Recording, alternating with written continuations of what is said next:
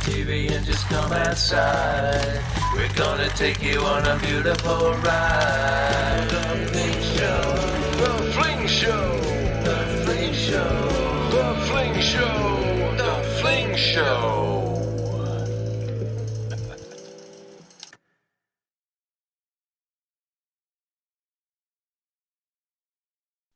Oh, welcome to the show. What an incredible weekend this was. The WGE down here in Spring, Texas was held, and our own one and only Meredith Barnes-Gieri was the TD there, along with the Fennels and Andy Young's help, Sloss help, AP, all you guys out there ran an incredible event. 71 ladies turned out, I believe 12 different divisions. It was amazing. This is an event that was held all around the world. Our own Chrissy Fountain also ran hers. We're going to get to her in just a moment. But before we do that, we were there to film both the first and second round. So we actually had 3 cards filmed live. And if you'd like to go on our on our Facebook page and watch it, please do. But I also got all the winners. And it's not about the winners, it's about the participation, but I want to give a little shine to all the divisions and everyone who won. So I know Matt has the video ready to go for us, wrapped up and rolled up and ready to roll. So Matt, if you'll roll that video, and y'all enjoy. First place in FBO are Shannon Barker.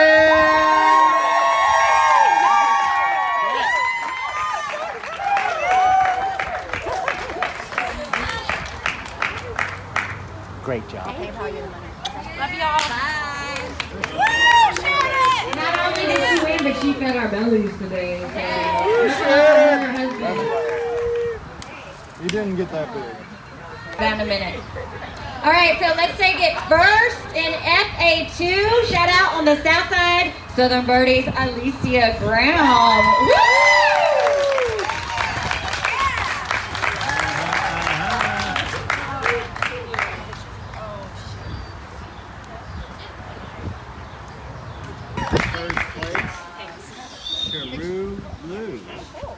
First place. You beat me. Good job. And then let's give it up first place, and I think she had the hot rounds today. Megan Birch from Nacogdoches. Way to play. First place.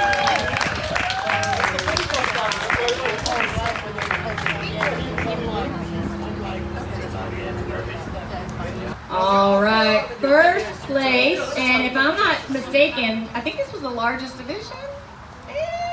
It's big. It's big. All right, FA4 first place goes to Kim King. Good.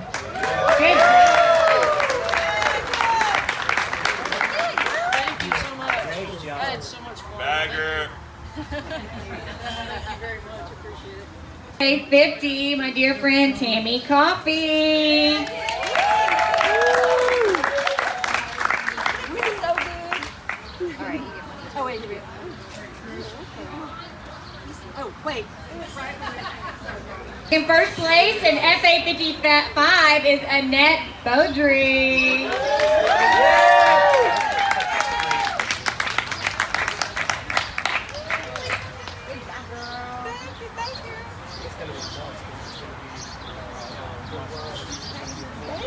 Taking home first place in FA40 is Heidi Lane.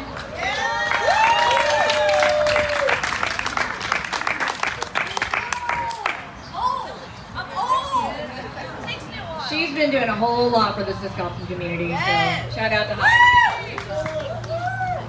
Oh, here he was. Brown. First place, FA3, Christian Brown.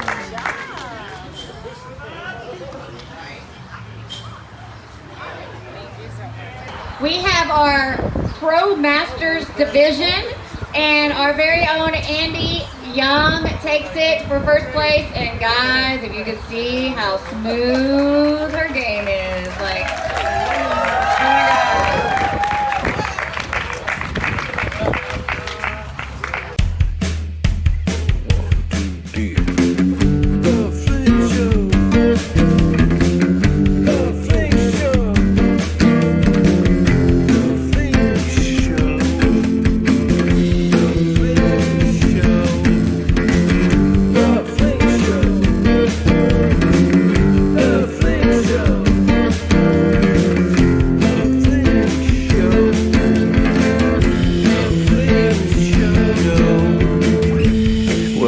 Fling Show.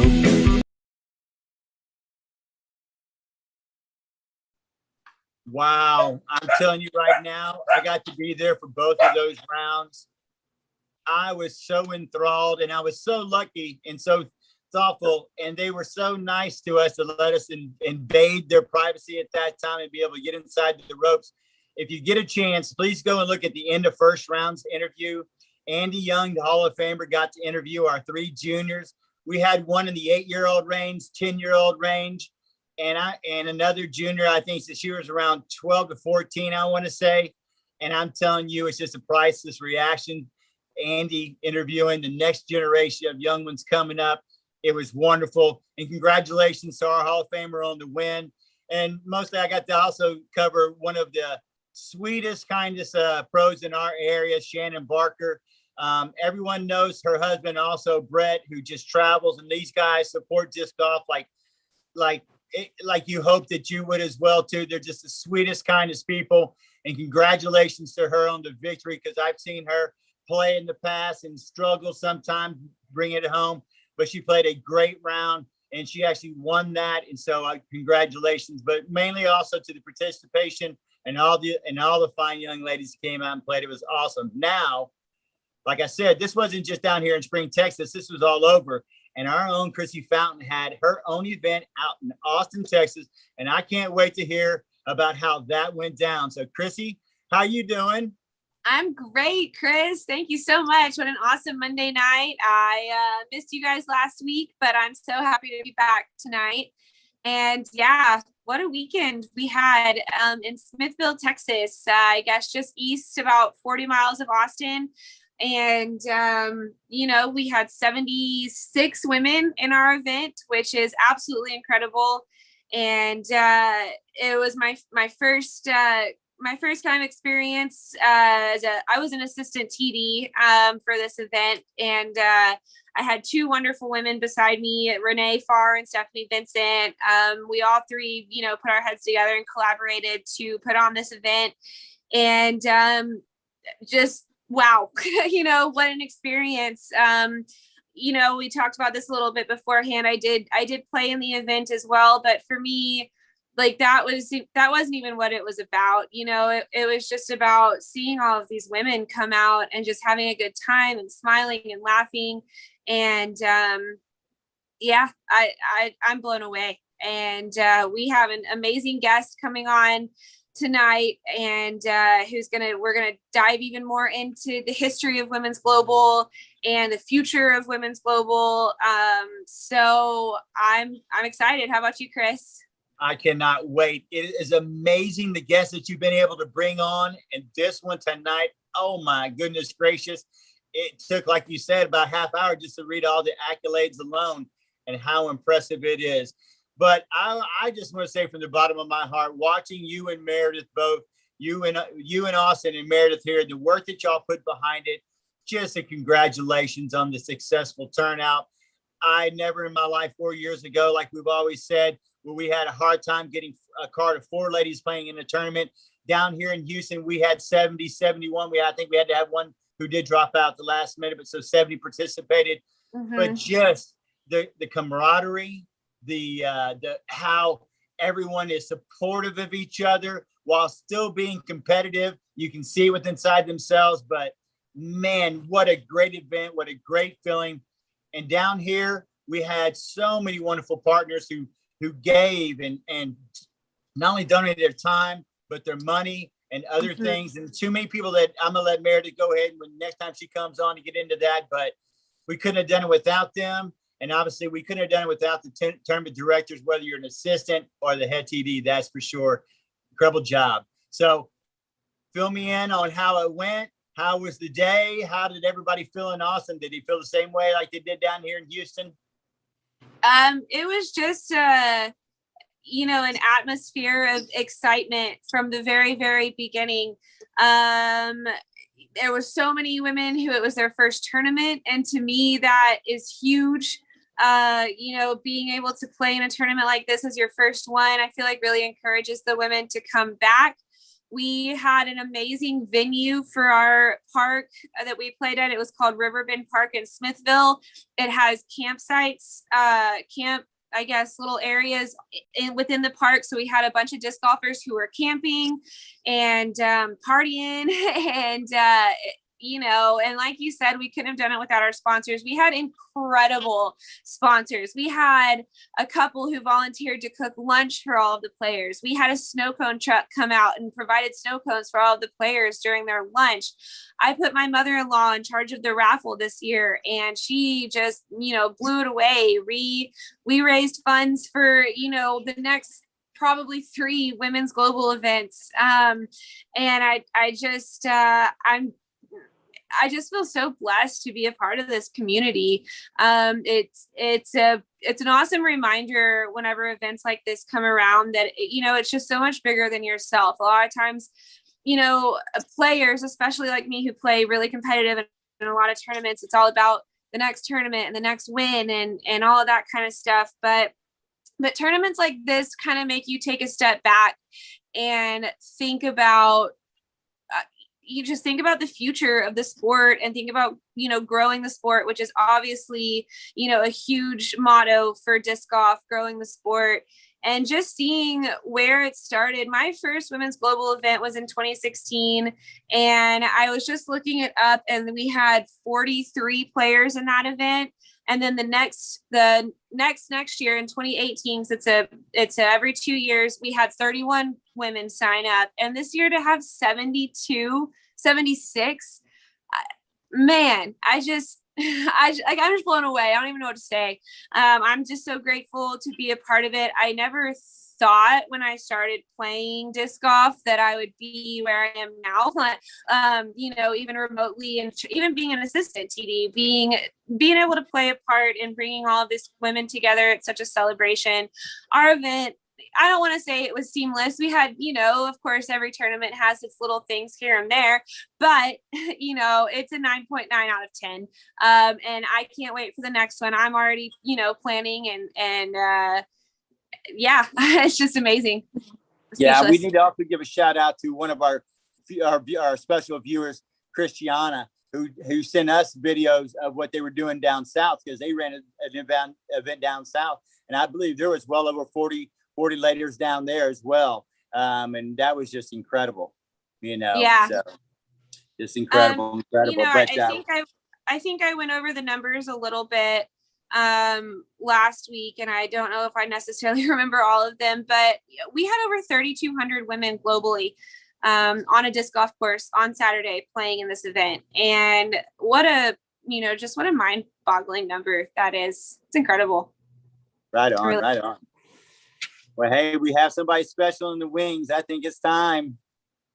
I think it's time too. You guys, we have such a special treat for y'all tonight.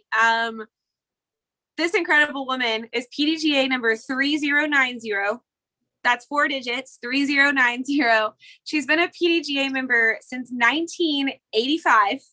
She has 5 FPO World Championship titles and 3 FP40 World Championship titles.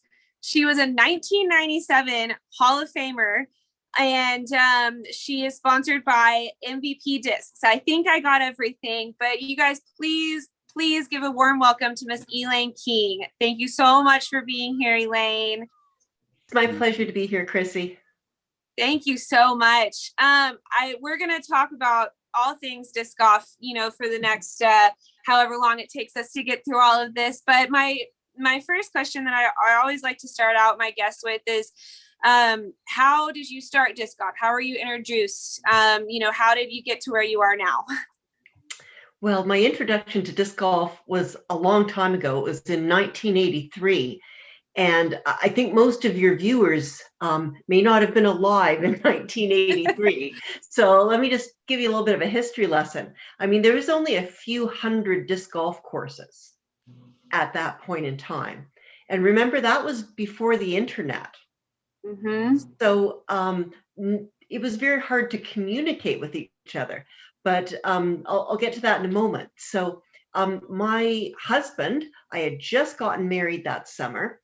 And my husband, Eric Vandenberg, loved to throw frisbees. He throwed frisbees with his friends, and he knew every year there was a big frisbee competition in Toronto, Canada, where we lived and where we grew up. So that summer that we were married, we happened to see a poster on, you know, Oh my a gosh. signboard. I mean, that's how you found out stuff. You look at posters on signboards, and this poster was announcing that the Canadian Championships were going to be held on the weekend. So on the weekend, we went down to where it was being held, and I don't know what I was expecting to see. My husband was expecting to see freestyle, but they weren't freestyling, they were playing disc golf. And I just thought it was the strangest thing I had ever seen.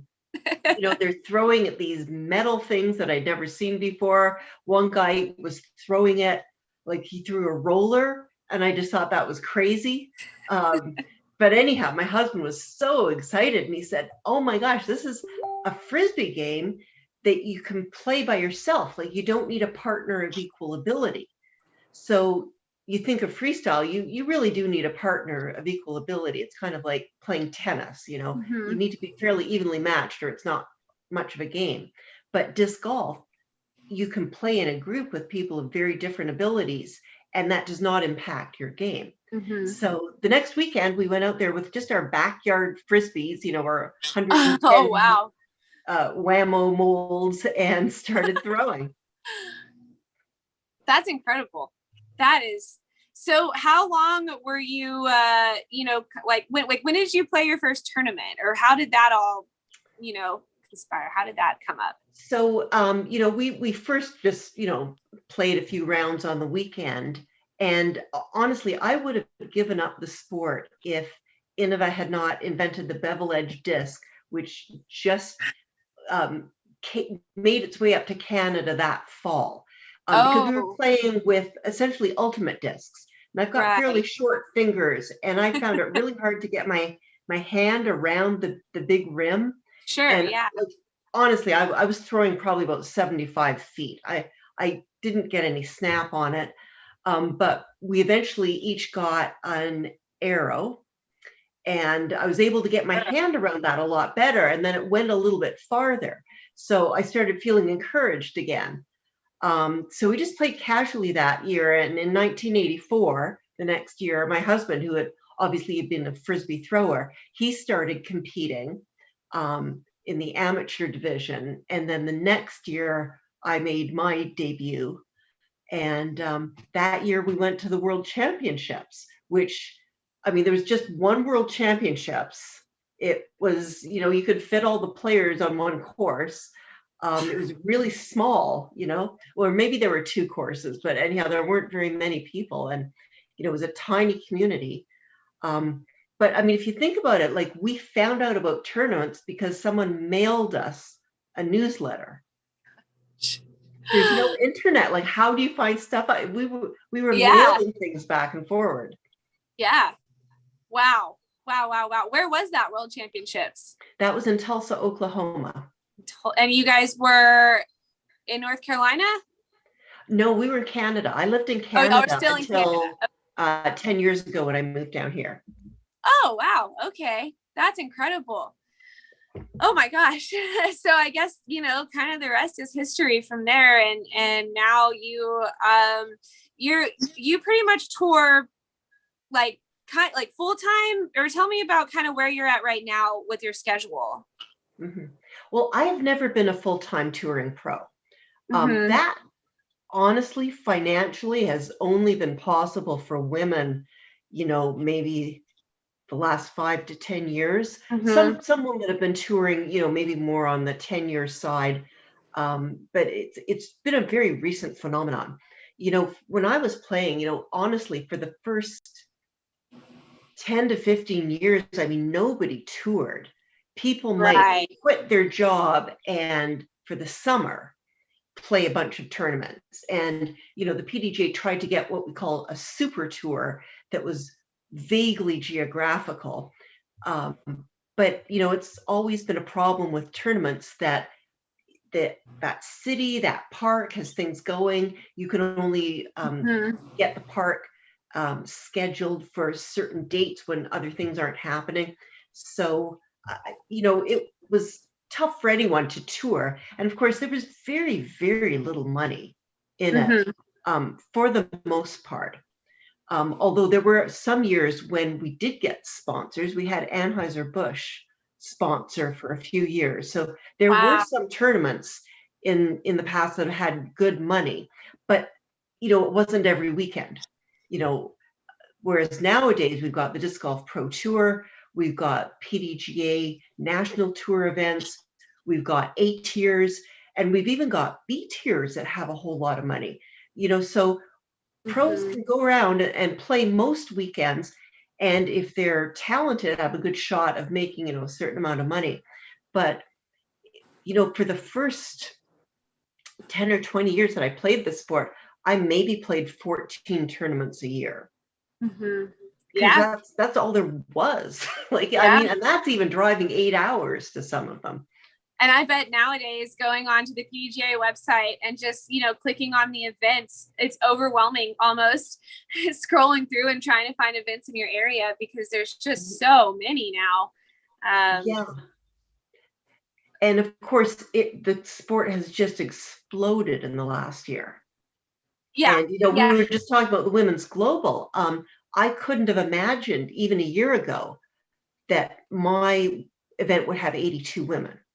I was thinking when I planned it, that'd be great if I had 30 or maybe 35 and 82 women. And I did nothing to try and get them to come out. I mean, I just posted on a few Facebook sites and the women just came out of the woodwork. It was fantastic. Yeah, I understand that. The couple who volunteered to cook lunch for us whenever they first volunteered, we were at 27, 30 players, and we weren't anticipating of more than 35 or 40, and they ended up having to cook for 76 players. So it's incredible. And kind of segueing into the Women's Global event, can you kind of tell me about your role beyond the local event that you hosted? Yeah, so I'm currently leading the PDGA Women's Committee, and the PDGA Women's Committee, traditionally has had a very strong role with the Women's Global event. And if we go back to the inception of that event in 2012, Valerie Jenkins came up with the idea. She worked with the PDGA Women's Committee, of whom Sarah Nicholson was a member then and has continued on ever since. Right. And, they conceptualized it and sought out the sponsors. I mean, back in 2012, we only had a few people working on PDGA staff. So the Women's Committee went and found sponsors, talked to them, got them to donate things. And they got a number of sponsors to donate 700 items to make the players packs, which were given away free. And the PDGA supported this. The PDGA covered the cost of shipping, which was a lot. I mean, that was a lot of money. Yeah. And so that first year, there were 636 women. So every woman got a player pack. Well, just by 2 years later, those 700 players packs that they again got the sponsors to generously donate weren't nearly enough because there was over 1,100. So 400 women were disappointed. And, then in 2016, the situation was even exacerbated because there was over 1,600 women with only those 700 player packs. And I remember I didn't get one and I was quite disappointed. The last time we ran this event, I was on the PDGA Women's Committee at that point, and Val and Sarah and the others decided that it just wasn't viable to try and get sponsors now to give away thousands of items. I mean, that's a huge expenditure. So the players pack was a virtual players pack where all the players could get discounts and coupons for things. Do you remember that? Yeah. And although some people really liked that and some sponsors got good traffic, in general, the women wanted that players pack to be put in their hands on the day of. and they Something wanted the tangible. logoed items. Mhm.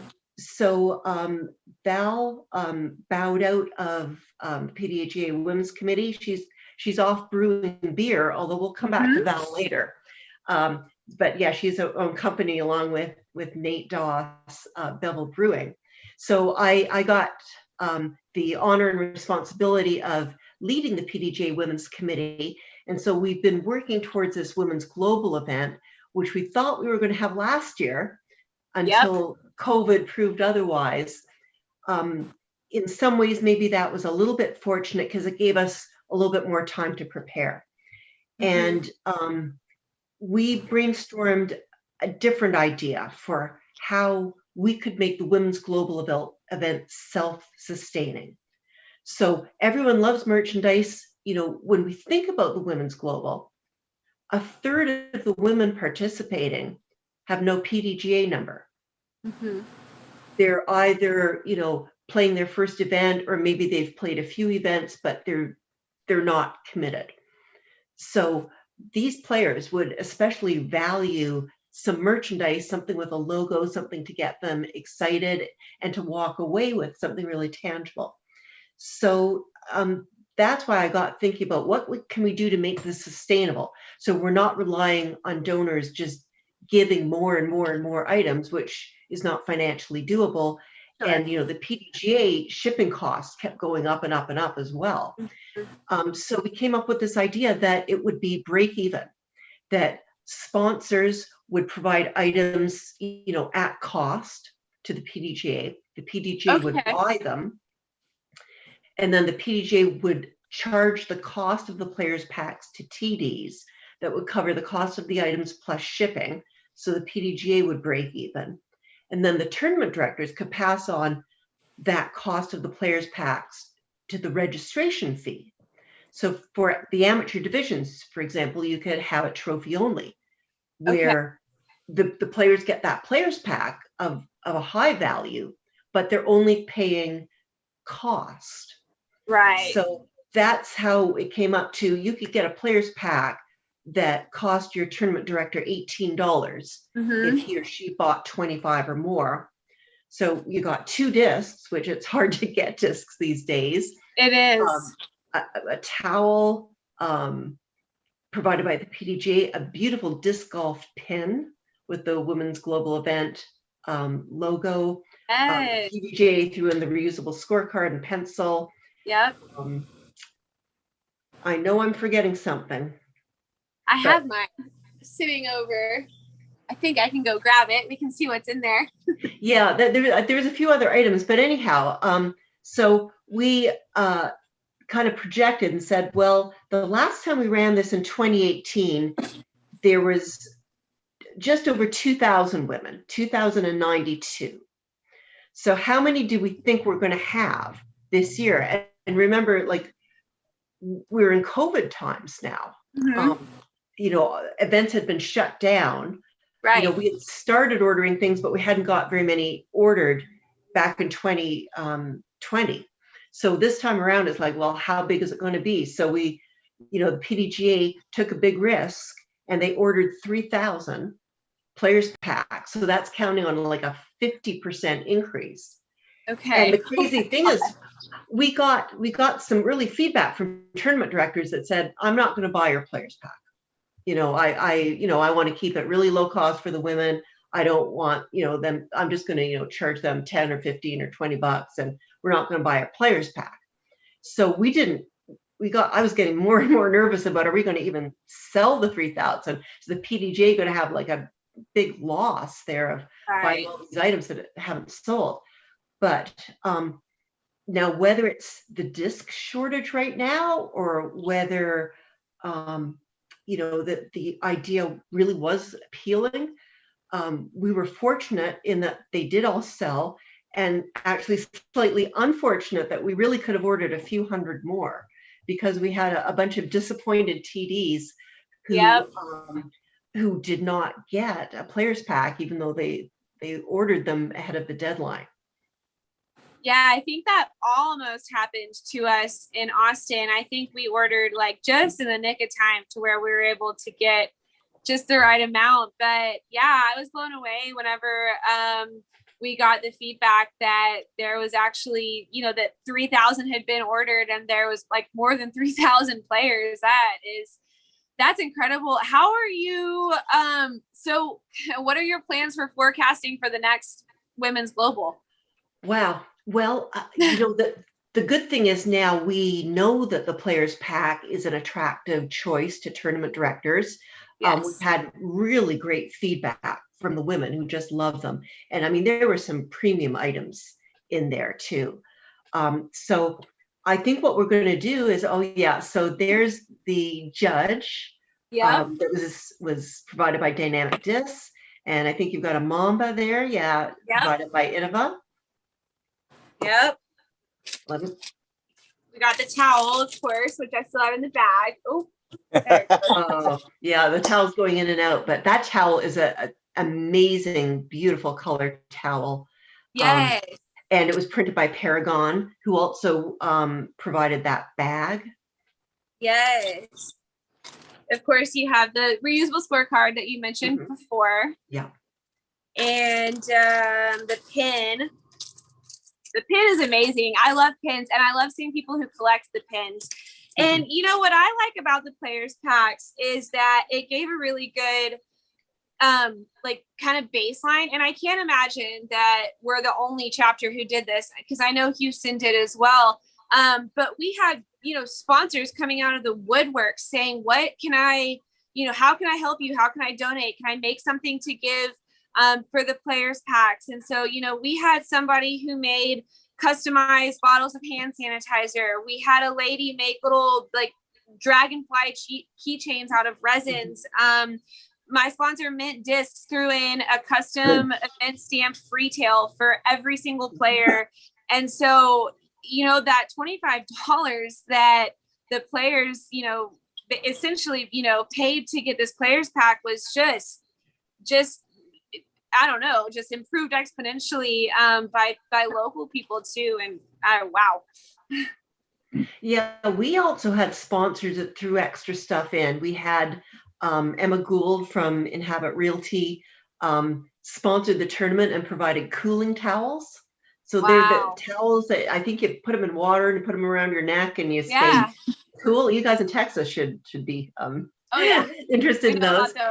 And then another a local disc realtor a local disc seller, Basket Bashers, provided minis for everyone. And some of the girls didn't have a mini. It was their first event, so they needed that mini to be able to play.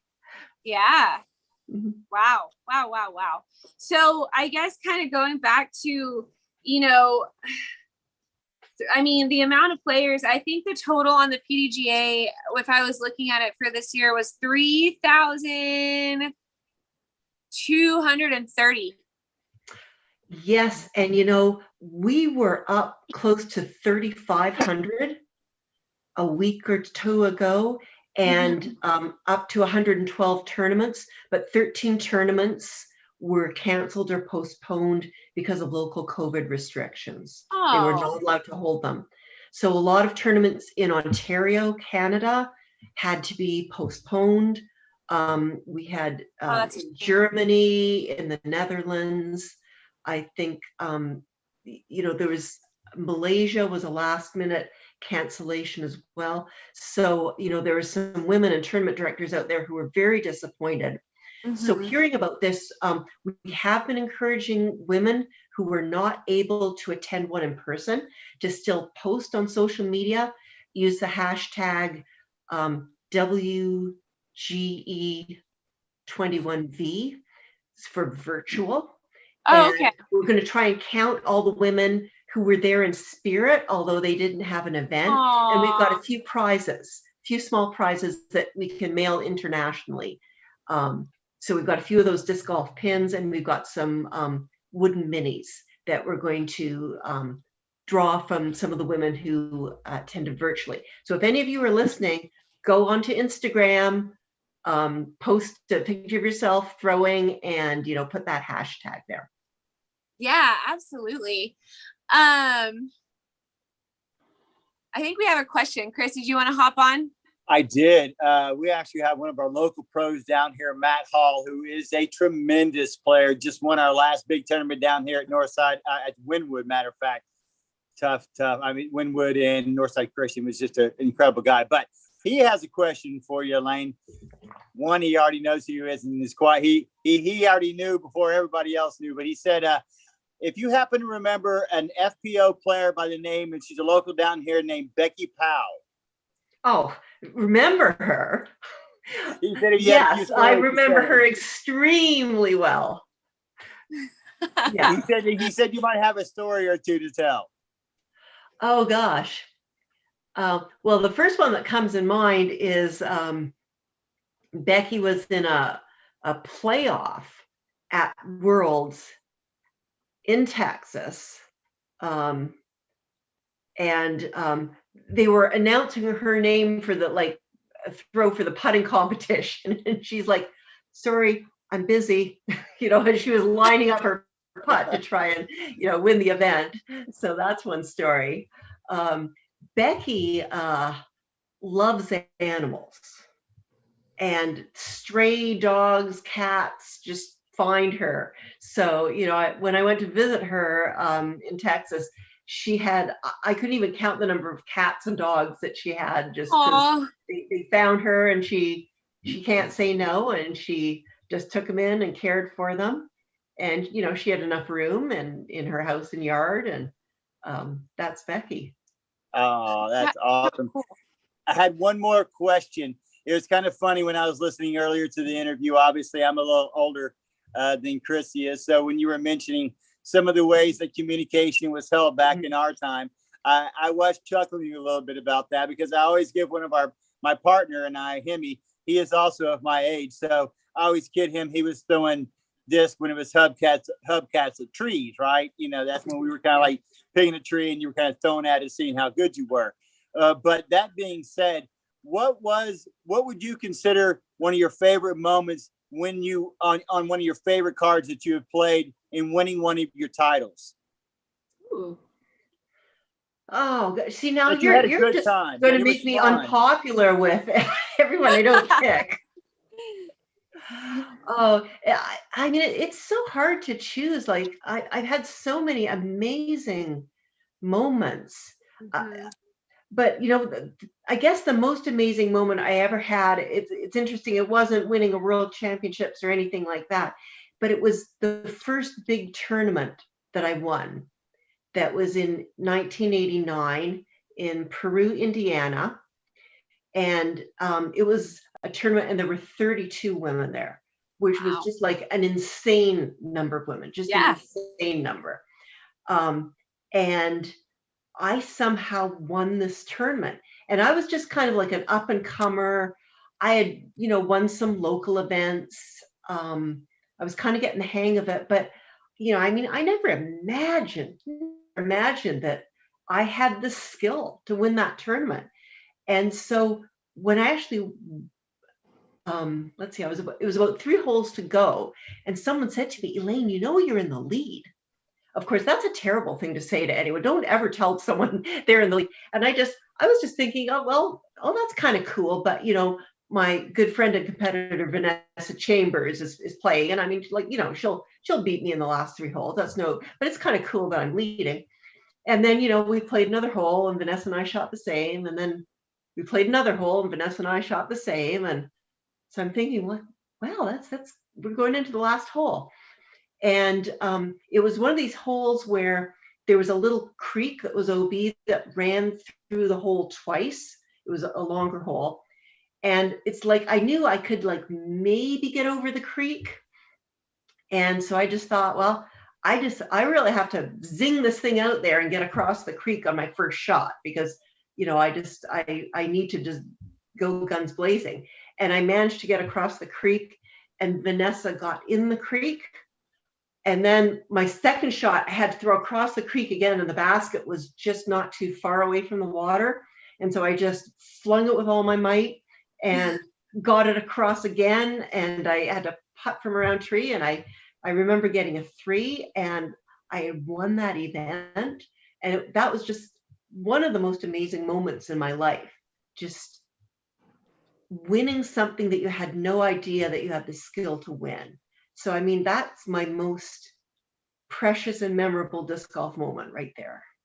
Yeah, I love that, because when we first started this, that was always my question, is when you won a tournament, when was the moment you knew that you had the tournament won?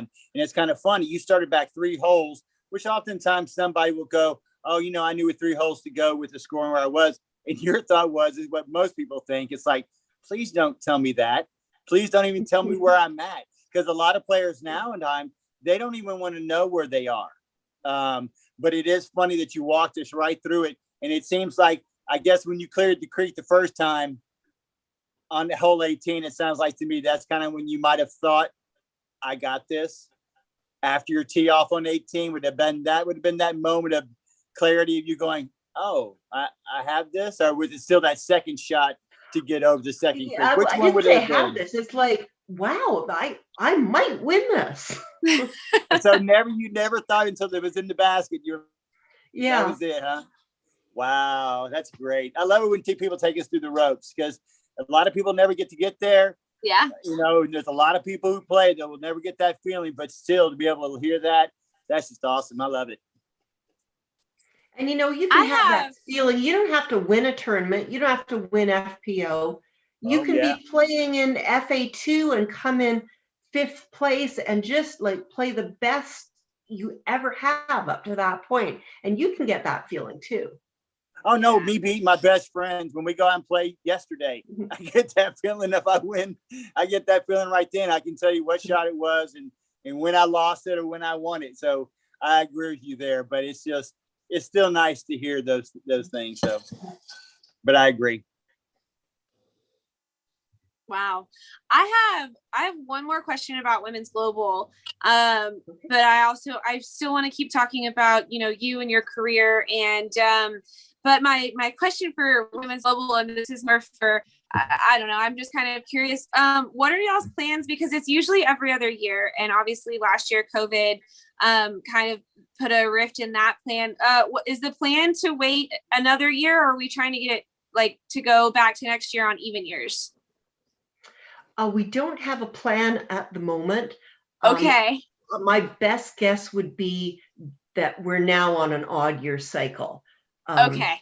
It was a lot of effort by a lot of people to get it done this year. Yes. And that's why we've had it every 2 years. It's a lot of logistics. And I think it's a little bit more special when it's every 2 years. I think if it's every year, then people, you know, it's like the same big tournament that comes every year. It's just a little bit less special. No, I understand. And I'm all about it being every other year.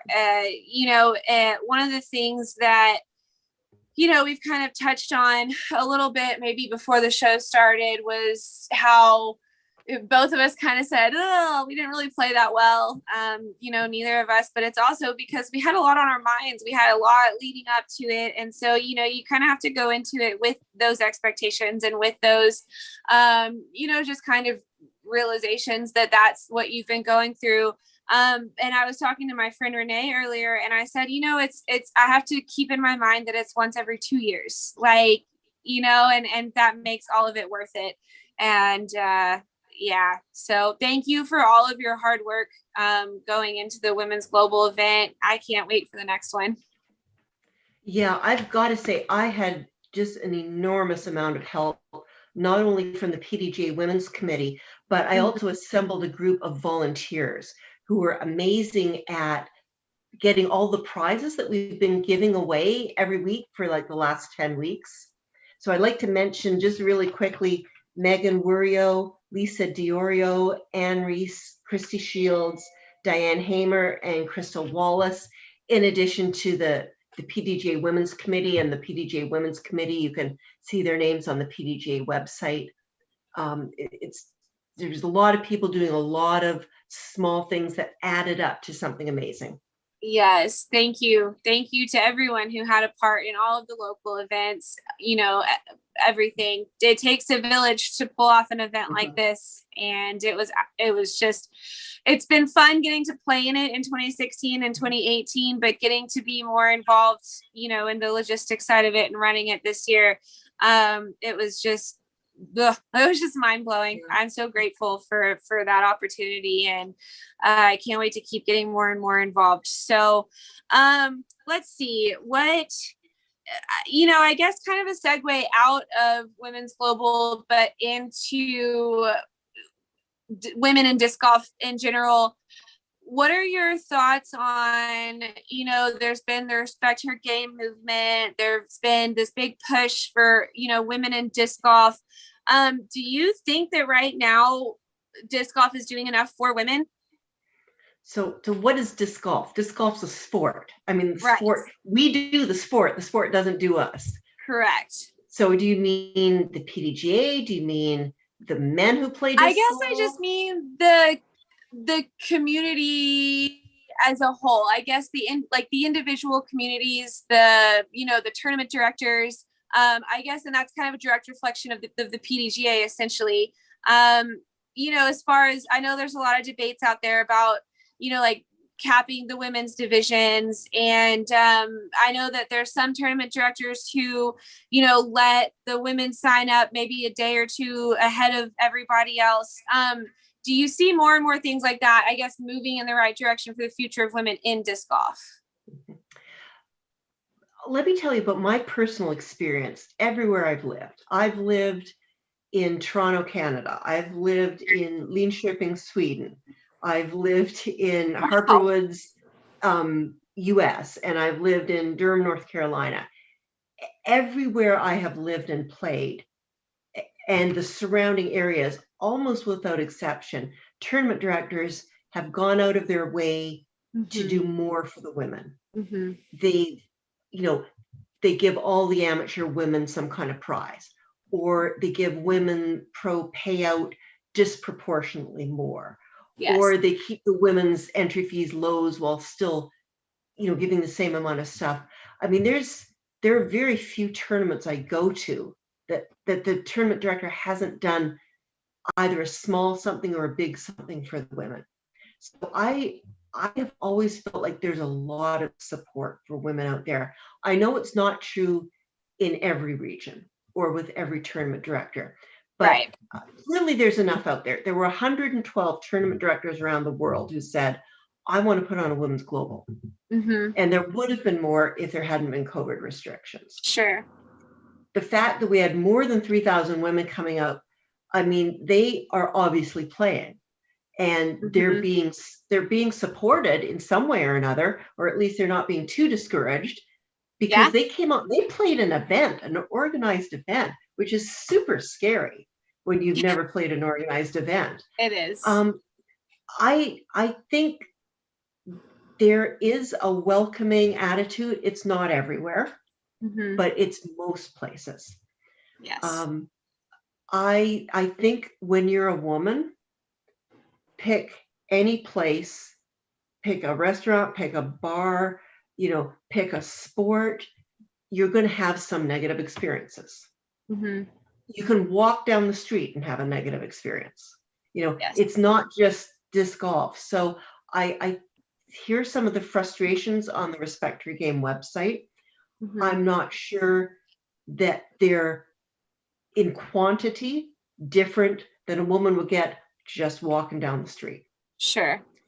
So I think, we have to distinguish, is there a supportive environment with, maybe a couple of jerks who wander in and out, or is it really a negative environment? And again, what I'm hearing from most women is that they've got a supportive environment, every now and then, there's, someone who makes a dumb comment, but that's life.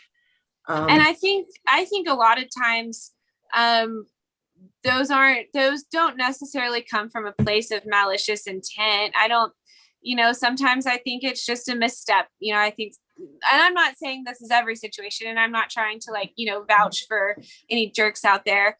But I think that we're kind of in a day and an age where you have to be very, conscientious of, which words you choose to use and how you choose to say them. And I think I don't know what percentage, but some situations that we encounter, they just aren't out of a place of malice. And I think we need to keep that in mind. Yeah, I mean, I wrote an article about Respect Her Game in Disc Golfer, and that was one of my points. I mean, if a guy is actually trying to compliment your throw, take it as a compliment. I mean, he might not use all the right words, but Right. We're human beings. We don't always say things eloquently. We might say something that's perfectly acceptable in our circle of friends. Right. And someone else might take that negatively. I mean, you throw great for a girl. I mean, how many times have I heard that? I've never been offended by that. It's like I'm amused by it. It's like, that's really funny that you think girls shouldn't throw well. That's definitely your little box that you've painted women in. That's kind of too bad. Yeah. But someone is trying to give me a compliment, I take it as a compliment. Right. I have to And if chime in on someone that. is hostile or whatever, fortunately, I've got the experience to kind of put them in their place. And people who are negative, they usually don't need a whole lot of pushback, and they just sort of go away because it's not fun if someone's not taking it right. Right. Yeah. Well, I had to come on just to chime in. I was just loving that interview, but I did have to chime in for the young male audience that we have and those that play with young men as well. We all don't always come with a lot of manners. Sometimes those things are learned in situations that are often uncomfortable. But I think that the more times that people not only do not appreciate that type of banter and step up, whether it's the ladies in the group or the men in the group or in the group, which I hope it is, it just goes to teach people manners, because we're not all born with it. We're not all raised with it. And sometimes what you think you can get away with as a young man, even just a young male, growing up in your young teens, which you see a lot of times, which you get out there and sometimes don't use the appropriate language, which, Christy, I'm not a big fan of, whether it's cussing or any type of demeaning whatsoever. But it was kind of said something about you throw like a girl, because oftentimes I will also hear, and I was playing with some ladies the other day, where someone who threw a man said, "Oh, you threw like Susie," or gave some connotation to themselves as if their throw was being girl-like, and sometimes men, like I said, that aren't grown and learn manners and positions and don't realize that sometimes that is offensive. It just takes a matter of time to learn it. So let's just hope that when you see things like that, whether it's you, me, or anybody else, because I know I don't tolerate it, and people who play with me know that I don't tolerate that whatsoever, even when I'm just playing with the guys. So, it's just a learning experience for everybody. We all have to grow. We don't come perfect. So we make mistakes and learn from it. Let's hope so. Definitely. That's just my side. I actually think that's going to be less of a problem, as we're getting more and more video coverage of the top women throwing. And quite frankly, they throw better than most of the guys who are watching them. So, that connotation of throw like a girl, I think that's just going to kind of disappear as being a derogatory. An 18-year-old male is an 18-year-old male. We're not always very smart at 18. I'm just saying. I'm just honest. Yeah, and to your point, Elaine, I can't even count how many guys I've talked to who actually say they enjoy watching the girls more because we're more relatable to, to their style of game. And, they watch the big bombers throw and they're like, yeah, it's kind of pointless for me to even watch that because I can't learn from it. And so that, they prefer to watch us throw because, that's just more of the lines that we tend to take. So, I always like to hear that kind of feedback. And I know we've been chatting for a while, so I'll keep us moving. I just have a couple of quick questions left. And this is a really, really good one, I think, for a new player who is up and coming in the game, what piece of advice would you give them to keep advancing their skills? The biggest thing that women who are up and comers, or even men who are up and comers, is throw the disc that matches your ability at the moment. Don't throw the Love disc that. that Paul Macbeth throws, because I guarantee you his throw is a lot different than what you can manage right now. So Yes. you won't be able to throw the fast speed, fat rim discs until you get a certain amount of spin and torque. So Yes. again, get something with a lower speed, something with a bit more glide, something with a negative number on the turn, and Yes. it will actually go farther for you. I love that. And I think that, you know, also kind of segues into just being a student of the game and learning that those numbers serve a purpose. I know that, you know, when I first started playing, that was a big thing for me. I would see those numbers on a disc and not even like really think twice about them. But, you know, as I learned more and as I grew and I started, you know, putting those together, like, oh, okay, this first number is speed.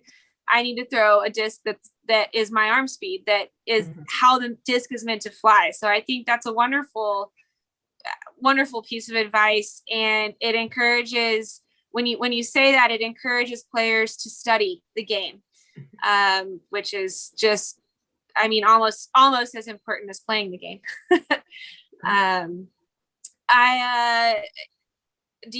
have one last question, but it's kind of our closing thing. You know, if you have any sponsors that you'd like to thank, but do you have anything else you'd like to add, or anything that you wanted to talk about that maybe we didn't touch on tonight? Well, I think when we talk about women in disc golf, you know, there's amazing thing happened.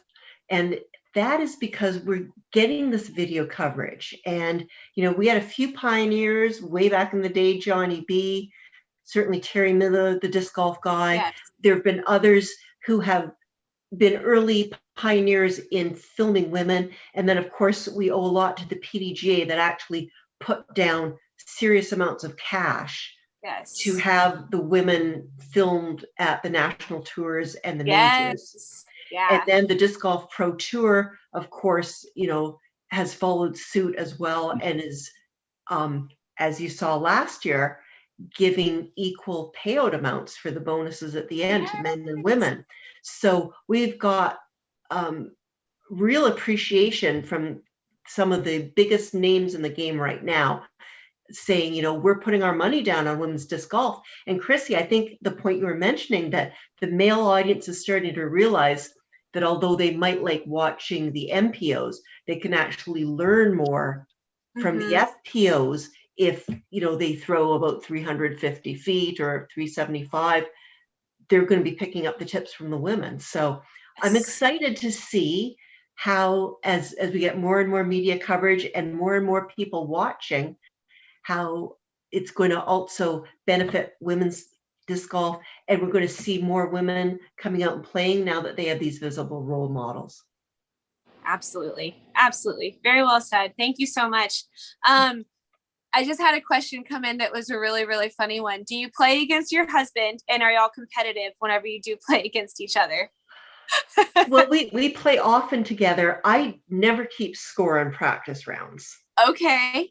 At tournaments, he almost always beats me, although every now and then I'll have a tournament where I'll have a better score than him. I love it. That sounds pretty familiar. I love that. Well, thank you so much for your time. I'm just forever grateful, and I hope that you can come back and chat with us some more. This is a perfect time to shout out any sponsors or any individuals that you'd like to thank for, you know, your journey. Well, MVP Disc Sports is my sponsor, who are doing amazing things and making great discs. I'm also sponsored by Zuka Karts, Ladies First Disc Golf, that has the best disc golf clothes ever. And Basket Bashers.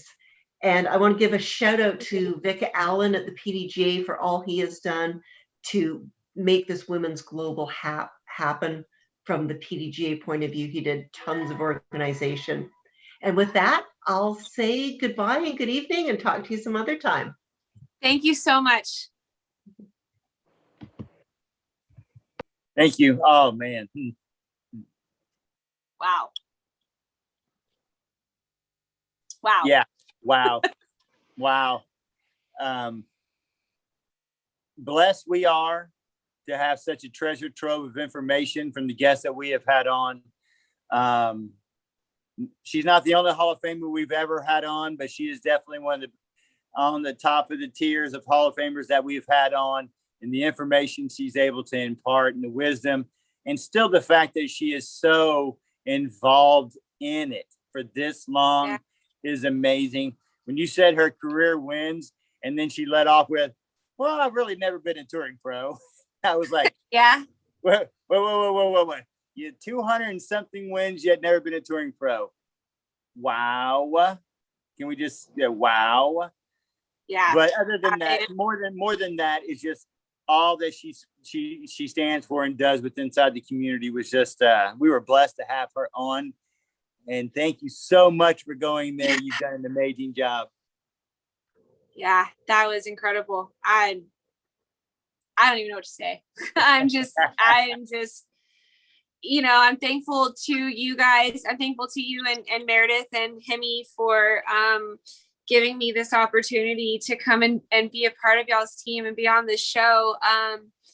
Because I've gotten to talk to some people. I'm getting really emotional. I'm sorry, but I'm getting to talk to some people that I like, man, they're my idols. Like, and I would have never thought that I would get to have a conversation, and now I get to interview them and dig inside of their, inside their heads a little bit. And wow, I just feel so blessed and honored and thankful for you guys. Oh, wow. That was great. But even yeah, that's great idea. I mean, you got me all teary eyed too, because I'm a softie already, and I did that with Meredith a couple times just watching her this weekend. So the neat thing about it is, I guess, on our journey was always to bring light to those who never get it. Right? I love you, open players, but not as much as I love all the others. Right?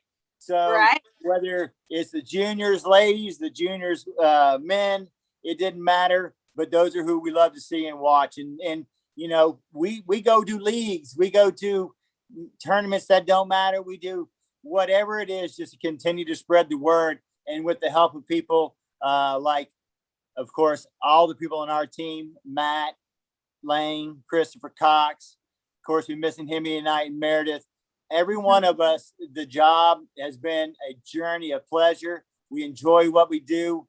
And I think that has been really given back to us in tenfold by those people that we've not only had on, but who we also encounter out in the public. So I know it means the world to me. So yeah. Anyway, before I get too much more teary-eyed, we do have some new shirts. Everybody's been asking. These are the new long sleeve. I guess you can see it a little bit better, but they're our Disc Golf Famous shirt. And I have a big feeling we might be sending one of these to California, or is that Carolina that we just had our guest from? North Carolina. Yeah, North Carolina. We may have to send that in the mail for that disc that she's going to be trading us as well. So we're going to have these up for sale. I'll post them on our website. Chrissy, you already got yours. I gave one to Meredith. I've got one. I love this one though. But we've been asked for some new shirts, and these are going to be it. So we'll get those out to you folks as well. But I just want to close and say what an incredible job this weekend. I know moving forward now, it's just tournament time. It's play time. It's time to get out there and grind a little bit. Not that you haven't the early part of the year, but what are you looking forward to? What's coming up this week? Do you have something else that's in the works? I do. I have the Capital of Texas Open this weekend. I have Kodo, which is a Heart of Texas event hosted by my sponsor Mint. So that's here at the Met Center, where Lone Star Classic was just a couple of months ago. And then after that, we have the Texas Women's Championship is coming up on May 21st and 22nd. I know that we always have a great showing from the Houston ladies at the Texas Women's, and the Houston community does a fantastic job of rallying together to support sending the women up to wherever the tournament is and just helping them out. What's that? Sacramento, isn't it? Oh, so you're thinking bigger. So that's Oh, US sorry. women. Okay. US women's is the big Meredith big and them are major. going. right. Right. But we also have Texas women's, which is I actually think it's the same weekend. So and I know that there's several Houston women going to US women's, so we might not have as big of a group, but I know I've seen quite a few Houston women still signed up for the Texas women's tournament. Awesome. So yeah, a couple of fun ones. My birthday's on Friday, so I'll be looking forward to that too. Awesome. Well, I'll give you a shout out. I'll be in Denver, Colorado. Can't wait. Shout out to Brett Yeah. Barker again. Thank you for the itinerary. He gave me some incredible golf courses to go check out. I cannot wait to Lovely. go play them. Hopefully the weather's going to hold off well enough for me to play. And so I'm looking forward to it. So I'll be in Denver from Thursday to Sunday. Looking forward to a little Nice. vacation, and Elizabeth is as well. So cannot Good. wait Y'all for deserve that. it. I think we also have an Elaine King giveaway in the works too. So to all of our followers, stay tuned for that. That's going to be really exciting. And there will be more info on that to come. And, you know, I just want to say a huge thank you to her for agreeing to come on and chat with us and getting some of her insight. And, you know, I can't wait for 2 years from now to see what Women's Global does in 2023. Amen. Amen to that. Amazing. All right. Well, Awesome. okay. That's all I got for tonight. Anything else for you? I'm good to go. Thank you so much, Chris. All right, man. Everybody, like we always say, go play disc golf. Disc golf. Throw something in the air. Good night, everyone. Peace. So kill your TV and just come outside. We're gonna take you on a beautiful ride.